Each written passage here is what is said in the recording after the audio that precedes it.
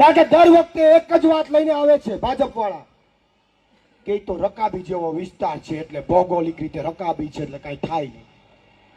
ગોપાલભાઈ, દર વખતે પાણી ભરાય, ખેડૂતોના પાક ફેલ થાય, જમીનનું ધોવાણ થાય એટલે ભાજપના નેતાઓ ડેટકાની જેમ ડ્રાઉ ડ્રાઉ કરતા મીડિયાની અંદર આવે અને એક વાત કરે કે એ તો ભૌગોલિક રીતે રકાબી જેવો વિસ્તાર છે. હવે મારે તમને પૂછવું છે કે જો રકાબી જેવો વિસ્તાર હોય તો આજથી 10 કે 15 વર્ષ પહેલા તો તમારે પાણીનો નિકાલ થઈ જતો હતો ને? 10 થી 15 વર્ષ પહેલા કે 5-7 વર્ષ પહેલા પાણીનો નિકાલ થતો હતો ને? તો ત્યારે રકાબી નથી. રકાબી હોય તો પાણીનો નિકાલ ત્યારે ન થવો જોઈએ. ત્યારે રકાબી નહોતી. હકીકતમાં રકાબી નહોતી તો મારા દીકરાઓએ રકાબી કરી દીધી છે, પાટા આગળ પારો બાંધીને. રકાબી નહોતી.